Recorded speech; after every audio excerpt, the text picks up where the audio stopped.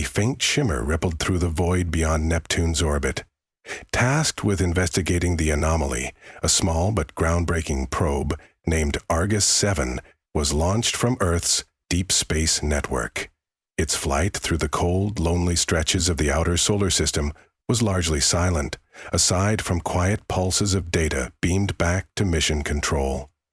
Day by day, the signals arrived, with routine measurements, glimpses of cosmic rays, snapshots of a black sky backlit by distant stars. Then, on the dawn of its third week in transit, Argus 7 observed something that made every scientist lean forward in wonder.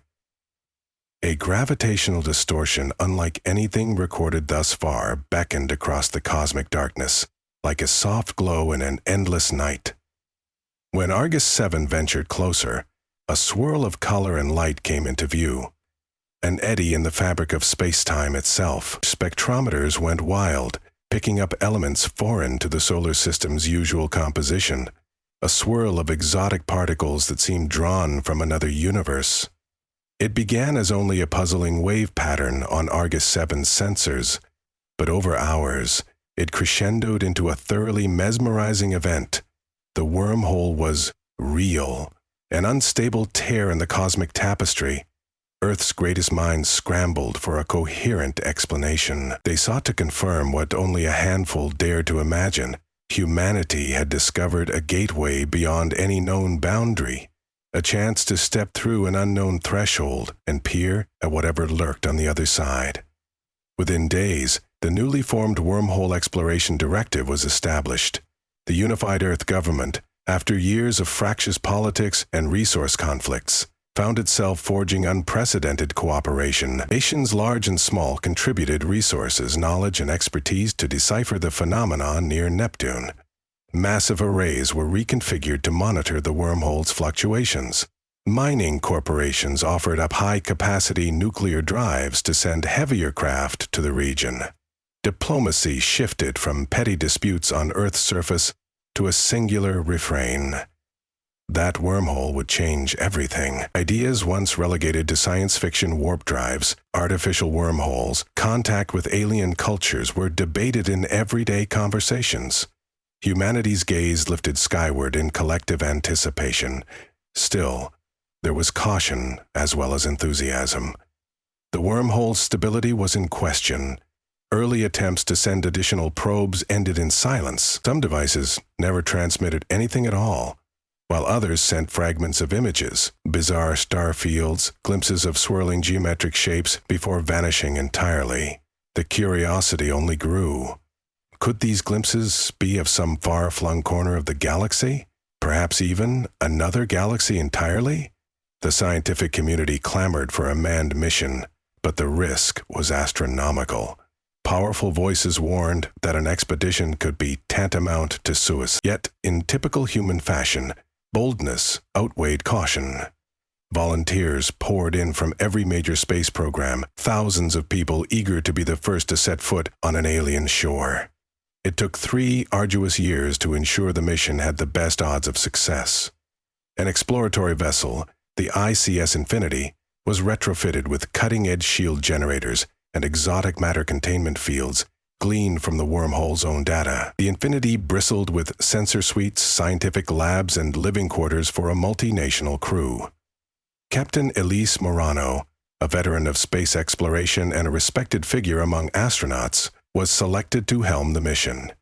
Beside her, Dr. Suri Patel oversaw the wormhole analysis team, while Commander Tarek Wolfson handled navigation and strategic protocols. Their mission was simple in its statement, but daunting in its reality.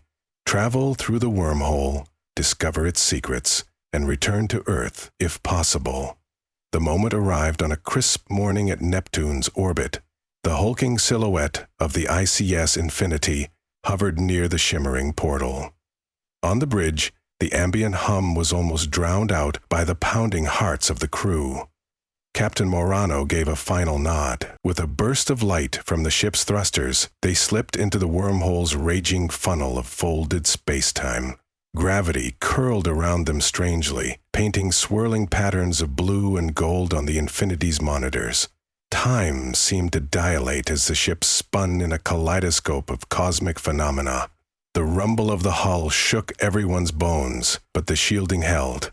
Then, in one sudden, breathless moment, they emerged on the other side. The star they found themselves orbiting was bright white, far more intense than Earth's sun. The Infinity's interior stabilizers whirred as Dr. Patel scanned the system. 3 planets glistened at various distances from the star.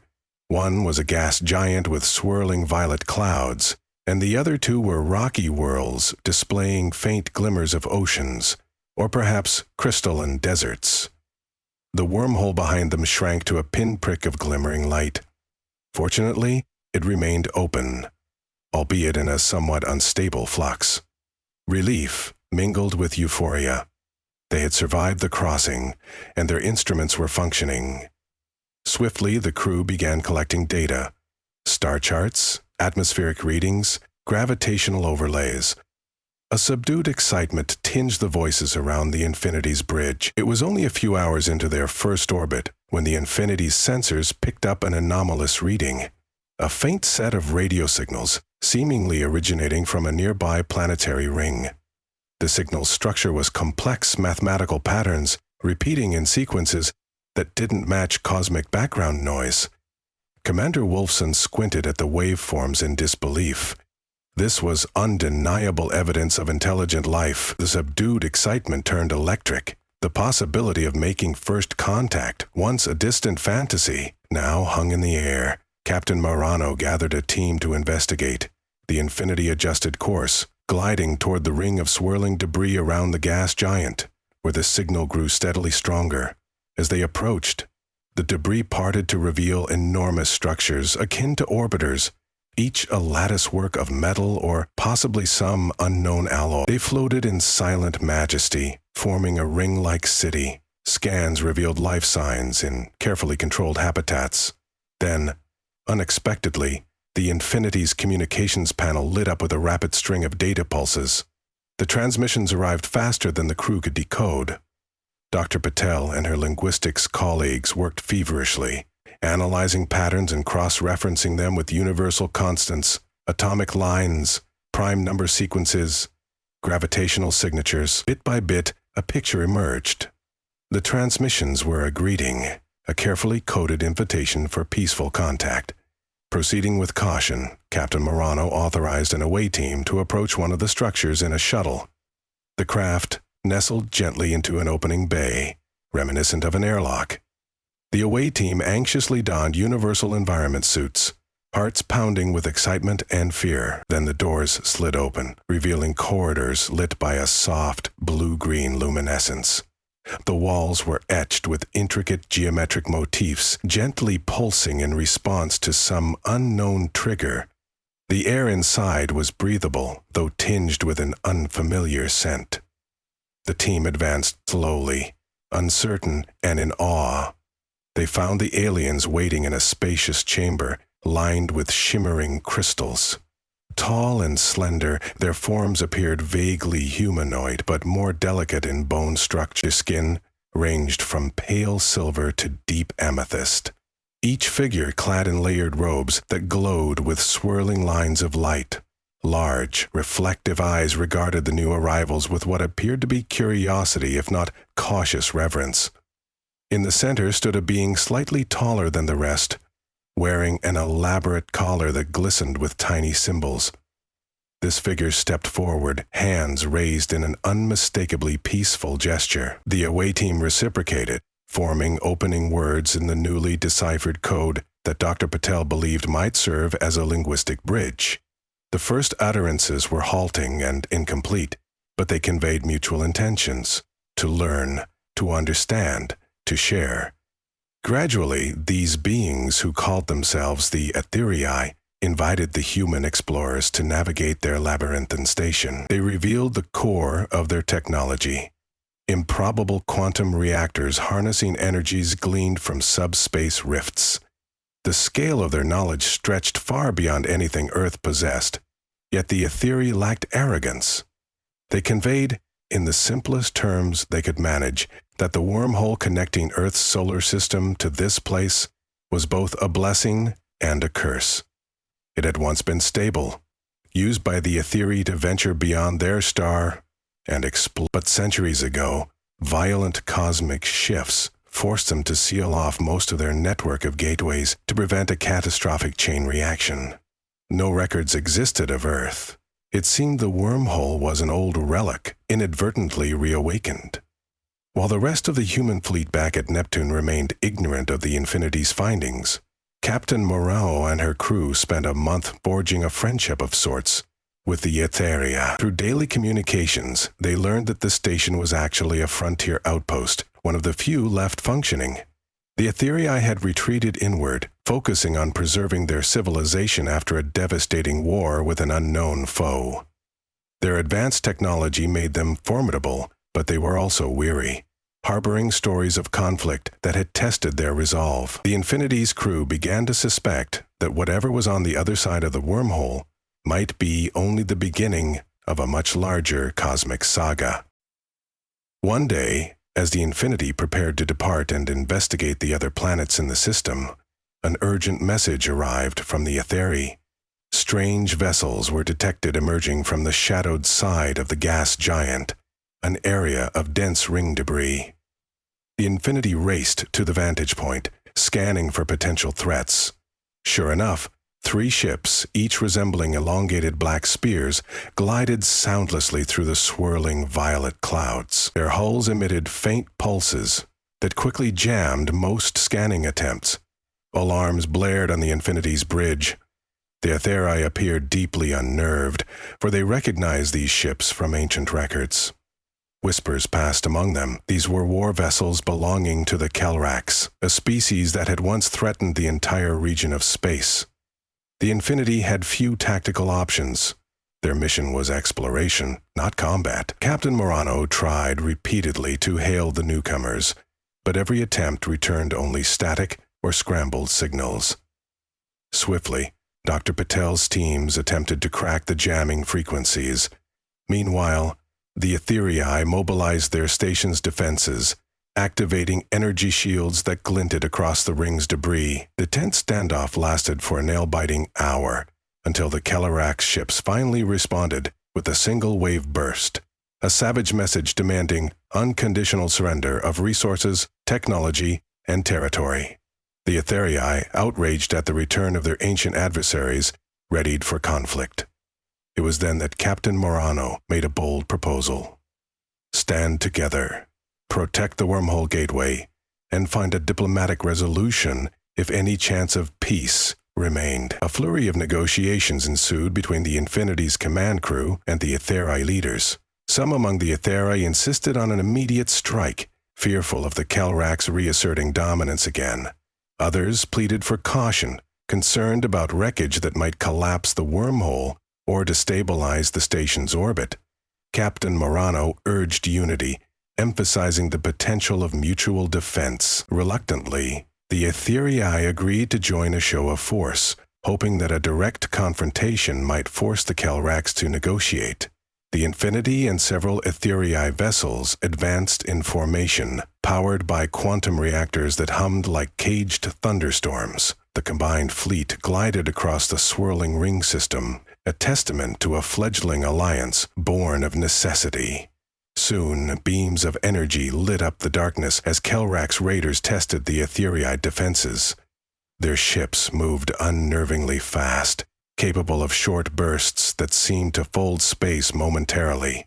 The Infinity's shields flared with each glancing blow, straining to compensate for unfamiliar weapon frequencies. Yet human ingenuity and Etheria technology proved a potent combination.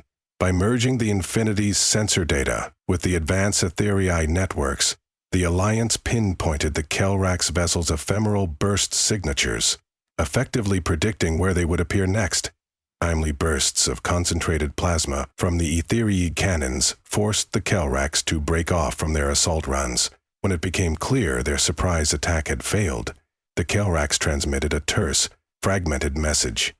It was less a surrender than a reluctant admission that they could not easily overwhelm this new joint force. Their envoy, a creature with a voice like grinding stones, seethed with resentment.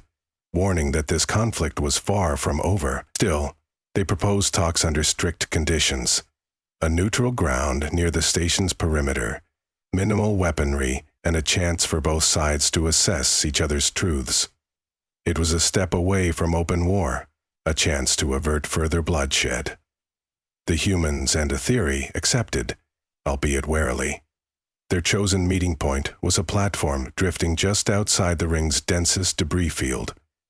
The Infinity held position nearby, its energy shields partially raised. A single Etheri envoy, flanked by Dr. Patel and 2 human security officers, ventured out. Emerging from their ship, the Kelrax envoy loomed taller than any Etheri, its carapace reflecting the purple starlight in jagged patterns. The swirling ring clouds framed a scene of potential camaraderie or treachery. Dr. Patel began the painstaking attempts at communication, bridging Etheri phrases with the partial downloads gleaned from the Kelrax jamming signals. Slowly, haltingly, the envoy's intonation eased from menace to guarded curiosity. Over several tense hours, a semblance of dialogue emerged. The Kelrax believed themselves cornered by an alliance that threatened to eradicate them. Their ancient conflict with the Etheri had begun as a struggle over vital resources. Over centuries, those skirmishes escalated into devastating wars. The Kelrax had been forced into hiding, emerging only when cosmic events like the flux in the wormhole stability offered opportunities to gain advantage. Now, with humans entering the picture, the Kelrax faced a new, unpredictable element. Dr. Patel saw a critical chance to do what no one had accomplished before: broker a truce.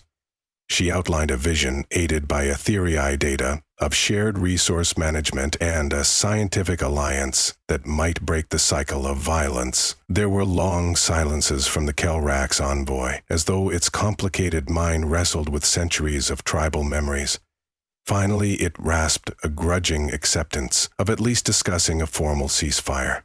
The Infinity transported the envoys back to the ring station, where a series of talks began. The Etheri were cautious, but recognized that ending the old feud could usher a new era. The Kelrax demanded examples of advanced technology that could restore their wasted worlds. Captain Morano refused to share weaponry data, but offered the Infinity's human expertise in ecological restoration, gleaned from Earth's hard-won lessons in climate repair. Dr. Patel delicately steered the negotiations, ensuring neither side felt pressure to yield too much, too quickly. Meanwhile, Earth anxiously awaited news.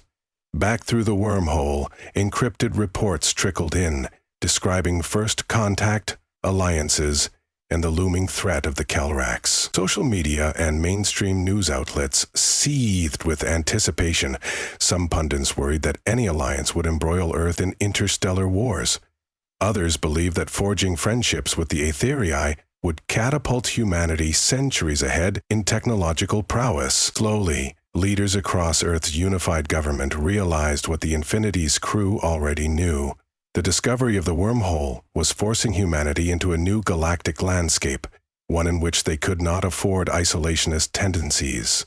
Planning began for a diplomatic extension from Earth to the Etheri, including the eventual exchange of ambassadors. New rifts of politics emerged, too. Some factions demanded Earth close the wormhole to avoid external threats, while others insisted that the galaxy's wonders and potential alliances far outweighed the risks. In the end, caution proved weaker than hope. A second ship, the ICS Horizon, was commissioned to travel through the wormhole, carrying diplomats, scientists, and a small contingent of security forces. Their mission: bolster negotiations and secure the new alliances forging thousands of light years from home. By the time the Horizon arrived, relations between the Etheri and the Kelrax had stabilized to a wary cooperation. The Infinity had spent weeks aiding the Etheri in strengthening their station's power cores, while also negotiating resource-sharing treaties with the Kelrax on small, uninhabited moons. Tensions still bristled in every exchange, but Captain Morano had found ways to turn each crisis into an opportunity for mutual understanding. Her suggestions were often guided by Dr. Patel's insights into Kelrax psychology and Etheri cultural nuances. Now the Horizon's presence offered Earth's official stamp of approval for these unfolding alliances. On a crisp day, in local orbital terms, the three species gathered in the station's largest atrium, a space that resonated with subtle energy flows. Tall, crystalline spires glittered in the center, reflecting pastel hues across the assembled representatives, humans in their dark uniforms, Etherii in their glowing robes, and Kelrax in their layered carapaces, stood side by side, attempting a unity that had never before been achieved in this region of the galaxy. Diplomatic formalities were observed, including an exchange of symbolic gifts. The humans offered a stylized sculpture of DNA entwined with a star chart representing life's interconnectedness. The Etherii presented crystal tablets etched with the ancient story of their civilization's journey from wanderers to guardians of the ring station. The Kelrax donated raw dravite shards, a precious gem from their hidden mines, representing newfound openness. In the weeks that followed, scientists of all three civilizations collaborated on an astonishing project.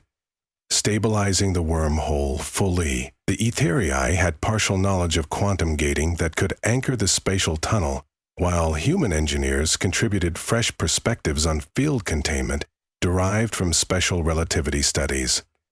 The Kelrax offered unique metamaterials gleaned from their war-driven research, ironically becoming indispensable to the peace effort.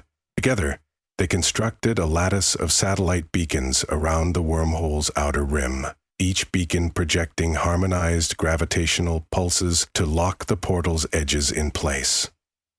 It was delicate, landmark work.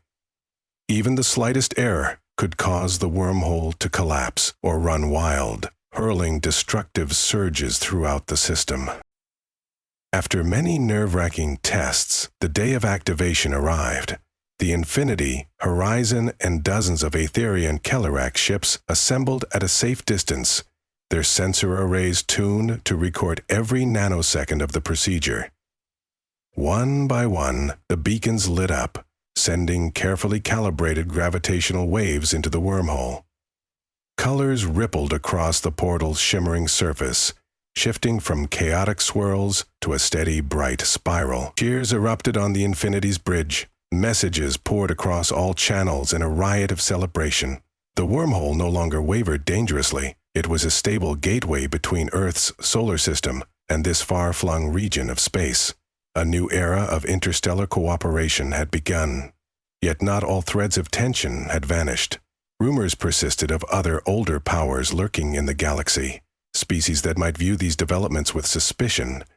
The Kelrax admitted to having uneasy truces with at least 2 other civilizations. The Etherii quietly revealed that their expansions in ages past had discovered relics and ruins, hinting at threats no one fully understood.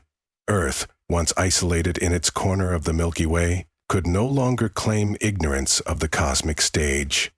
The diplomatic staff aboard the Horizon penned urgent missives back home, advising that the government prepare for a multi-species consortium. Humanity was now part of a tapestry far more grand than it had ever dreamed. A year after the Infinity's arrival, a grand convocation convened on the newly constructed Gateway Station that orbited just above the stabilized wormhole. This station, designed by Etherii architects in partnership with human and Kelrax engineers, stood as a symbolic hub where delegates could meet under peaceful terms. Its wide plazas and curving corridors held embassies for each species. Softly glowing gardens displayed flora from Earth, luminous spheres from Etherii biomes, and hardy fungal blooms from the Kelrax homeworld. Here, humans introduced recreational wonders like music and art displays, enthralling some Etherii who had never before witnessed such ephemeral creativity. And the Kelrax offered to share advanced techniques for refining composite metals, forging new possibilities in starship design. Though conflicts continued to arise, some Kelrax clans still yearned for conquest, and certain Etherii groups preferred isolation. Each crisis found resolution within the station's halls. Little by little, the seeds of trust were fertilized by common goals. Captain Marano, Commander Wolfson, and Dr. Patel became known not only as explorers, but as respected mediators. Over time, more wormholes in the ancient Etherii network were discovered and carefully reawakened, connecting scattered star systems to the emergent coalition. Earth's direct knowledge began to expand with breathtaking speed. Trade routes carried new minerals and exotic medicines back home, fueling economic and social transformations. The Earth of old, plagued by petty disputes, began to see itself as a single voice in a cosmic chorus. Amid these transformations, the Infinity's pioneer crew often reflected on their earliest apprehensions. The weeks spent in the Ring City, forging that first contact, had set the tone for everything that followed. If fear and mistrust had prevailed, the bridging of worlds might have collapsed in violence.